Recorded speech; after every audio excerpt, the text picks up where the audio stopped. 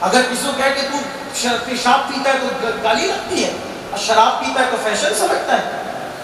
جس کے ہاتھ میں شراب کا پیالہ ہو وہ کبھی حسینی نہیں ہو سکتا۔ کیا بات ہے، کیا بات ہے، سبحان اللہ۔ جس کی آنکھوں میں پاک ہو، جو عورتوں کے ننگے بدن کو تھلکتا ہوا اسکرین پر دیکھتا ہو، وہ کبھی علی والا نہیں ہو سکتا۔ علی پاک کو کیا جانتے ہیں؟ صرف خیبر تک، خیبر سے بھی آگے علی ہے۔ خیبر پر بس نہیں ہے علی۔ سنو علی کیا ہے؟ مولا علی فرماتے ہیں میں نے زندگی میں قصداً جان بوجھ کے کبھی اپنا سطر نہیں دیکھا۔ توجہ، رات رات پر رنگی اور بلی فلم دیکھنے والوں اور پھر نعرے حیدری، کسے دھوکہ دے رہے ہو؟ خود فریب میں مت پڑو۔ محبت علی اتنی آسان نہیں ہے۔ مولا علی کہتے میں نے اپنے خود کا سطر کبھی قصداً جان بوجھ کے نہیں دیکھا۔ کسی نے کہا پاک علی، اے علی پاک، خود کا سطر دیکھنا مجبوری بھی ہے، ضرورت بھی ہے، آپ خود نہیں دیکھتے؟ وجہ؟ کہا کہ شرم آتی ہے، جن آنکھوں سے نبی کا دیدار کرتا ہوں ان آنکھوں سے اپنا سطر کیسے دیکھوں جان بوجھ کر؟ یہ علی پاک ہے جو خود کا سطر نہیں دیکھتے اس خیال سے کہ ان آنکھوں سے میں نبی کو دیکھتا ہوں، قبر میں حضور کو دیکھیں گے، یہ عقیدہ بھی ہے۔ پھر گندی پکچریں کیوں، گانوں کا ماحول کیوں؟ آؤ توبہ کرو، پلٹو، بدلو۔ میں کہنے چلا تھا کہ نبی کے گھر والے تو سنت بھی نہیں چھوڑتے، ہم نے فرائض چھوڑ رکھا ہے۔ نہیں، ہم شیطان کے نقش قدم پہ تو ہو سکتے ہیں، اہل بیت کے نقش قدم پہ نہیں ہو سکتے۔ محبتوں کو صرف نعروں تک محدود نہ کرو، آؤ وہ سن لو جو سنت کا ذکر کر رہا تھا۔ کربلا، میدان کربلا، امام علی مقام نے جوان بیٹا دے دیا علی اکبر ہم شبیر پیغمبر، معصوم 6 مہینے کا علی اصغر دے دیا، 19 سال کا قاسم بھتیجا سب ہٹا دیا، بھائی بھتیجے بانجے سب قربان کر دیا۔ یہ جذبہ ہے، یہ گھر بھی نہیں رکھا، گھر بھی چھوڑ دیا۔ اور گھر بھی چھوڑا تو کیسے؟ لوگ گھر چھوڑ دیتے ہیں لیکن گھر کی نسبت نہیں چھوٹتی، صحیح؟ جیسے کوئی اگر باندہ سے آ کر کے جبل پور میں رہتا ہے پھر بھی کہتے وہ باندہ والے پیر صاحب، اور سو جبل پور پھر وہ باندہ والے پیر، صحیح؟ کوئی اندور سے ممبئی چلا گیا پھر ممبئی میں رہ کہتا ہے فلاں اندوری، صحیح؟ ہندوستان میں بے شمار بزرگان دین ہے، کوئی شیرازی ہے، کوئی اجمیری ہے نا، کوئی بغدادی ہے۔ وطن چھوڑا، وطن کی نسبت نہیں چھوڑی۔ حسین تم نے کیسا وطن قربان کیا، اب تمہیں کوئی حسین مدنی نہیں کہتا ہے، حسین مدینے والا نہیں کہتا، بلکہ کیا کہتا ہے؟ حسین کربلا۔ وطن کی نسبت تک قربان کر دی۔ کیا قربانی کی؟ سب قربانی، آخری میں کچھ جان بھی دی، سجدے میں جان دے دی، حالت سجدے میں جان قربان کی، شہید ہو گئے۔ اب شہید ہوئے، ظالموں نے گھوڑوں کے ٹانکوں سے شہیدوں کی لاشوں کو کچل دیا۔ مورخین لکھتے ہیں ایک ایک شہید پر 10 گھوڑے مقرر کیے۔ ظلم کی داستان ہی ہے، ایک ایک شہید پر 10 گھوڑے، اور وہ بھی عربی گھوڑے، اور ان گھوڑوں کی ٹانکوں سے ان لاشوں کو کچلا گیا۔ لاشیں پہچان میں نہیں آتی تھی، بیویوں نے دیکھا، اور بیویاں دیکھ کر کس قدر حسرت و یاس کو پے کر بنی ہوگی۔ ان بیویوں کے خیموں کو جلا دیا، ان بیویوں کے سروں سے چادر تک چھین لی۔ استاد زمان مولانا حسن بریلوی کی کتاب آئینہ قیامت، جس کی تصدیق اعلیٰ حضرت نے کی ہے، اس کتاب میں بھی موجود ہے کہ بیویوں کی چادریں تک چھین لی، جن کے سروں کو کبھی چاند و سورج نے بھی نہیں دیکھا تھا، ان مقدس خواتین کی چادریں تک چھین لی، معصوم علی اصغر کا جھولا تک چھین لیا، سیدہ سکینہ کے کانوں سے بالیاں نوچ لی، اور ایسی اتاری بھی نہیں نوچی کہ کان کٹ گئے، کان کی لو پھٹ گئی، اور سیدانیاں کھلے آسمان کے نیچے بیٹھی، کھلے آسمان کے نیچے۔ صبح کربلا شام غریبہ میں تبدیل ہو گئی، 10ویں کا سورج عاشور کا سورج غروب ہوا، اور 11ویں کا چاند طلوع ہوا۔ اسی کو تاریخ میں شام غریبہ کہتے ہیں، شام کربلا کہتے ہیں۔ صبح کربلا کوئی خونی کم نہیں تھی، قیامت صغرا تھی، قیامت صغرا۔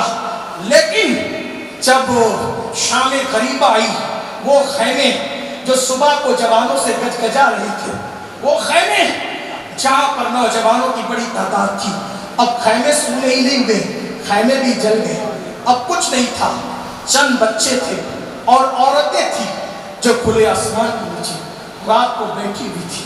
چھوٹے چھوٹے بچے بے ہوش ہوتے تھے، خواتین روتے روتے بے ہوش ہوتی تھی، ایسے میں لاشیں بے گور و کفن پڑی ہوئی تھی اور ڈراؤنی آواز درندوں کی آتی تھی۔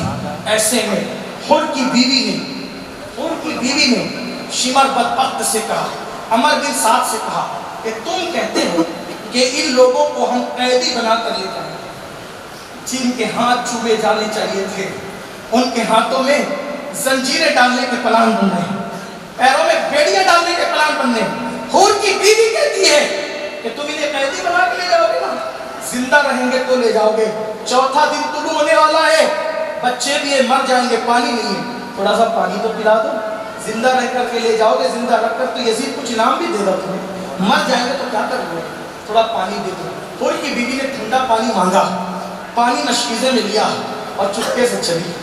وہاں پر کوئی پہرا دینے والا بھی نہ تھا، ٹوٹا ہوا کھنجر اٹھا کر سیدہ زینب پہرا دے رہی تھی، لاشوں کا پہرا دے رہی تھی۔ کسی کو آتے دیکھا، خبردار رکو، ٹھہرو، ورنہ میں تمہیں قتل کر دوں گی۔ اب ہمارے پاس بچا ہی کیا ہے، سب تو تم نے لوٹ لیا، خیمے لوٹ لیے، زیورات لوٹ لیے، چادریں تک لوٹ لی، خیمے تک جلا دی، اب ہمارے پاس کچھ بچا تو نہیں ہے، کچھ نہیں بچا ہے ہمارے پاس، کیا لینے آ رہے ہو؟ آؤ صبر کا پیمانہ لبریز ہو رہا ہے، اب آگے بڑھو گے تو میں تمہیں قتل کر دوں گی، علی کی بیٹی کو ٹوٹے ہوئے خنجر سے قتل کر دوں گی۔ اتنا سننا تھا، آنے والے سائنے کا بی بی ناراض نہ ہو، میں مرد نہیں ہوں، میں عورت ہوں، میری بات سن، خنجر نیچے کیا، کون ہو؟ حور کی بیوی ہوں، اہل بیت کی محب ہوں، پانی لے کر آئی، بیوی پانی لے لو میرا۔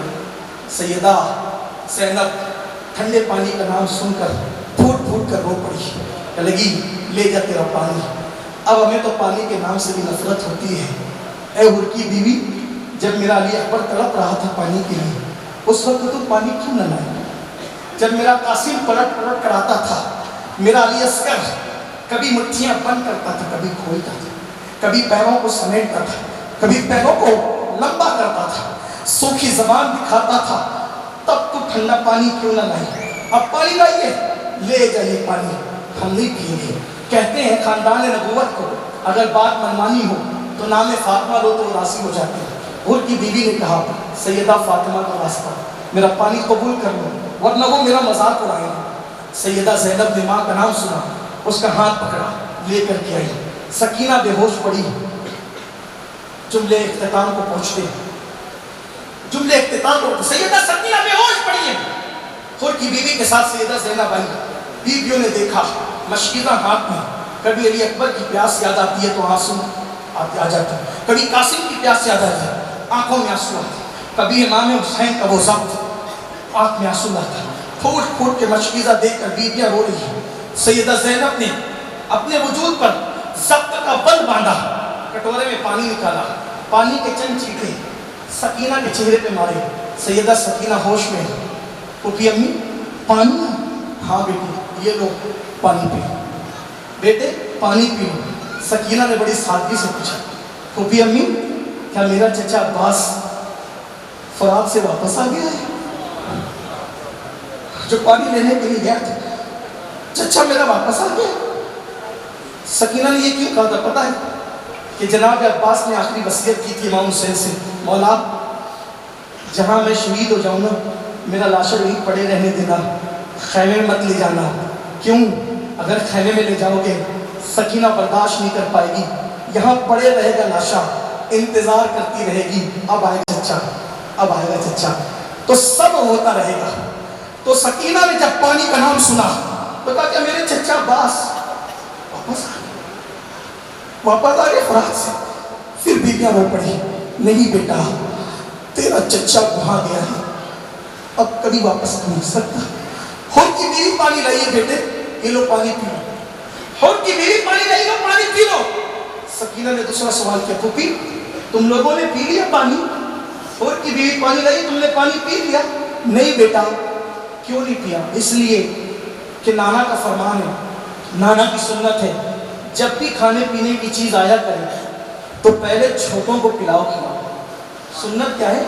کھانے پینے کی چیز آئے تو پہلے چھوٹوں کو کھلاؤ کھلاؤ، پھر بڑے کھائیں گے پیئیں گے۔ میری بچی، ہم پیاسے ضرور ہیں لیکن ہم نانا کی ملت پر، نانا کے دین پہ، پیاس کی شدت میں نانا کی سنت کیسے چھوڑ سکتے ہیں؟ نانا کی سنت کیسے چھوڑ سکتے ہیں؟ چونکہ اس پورے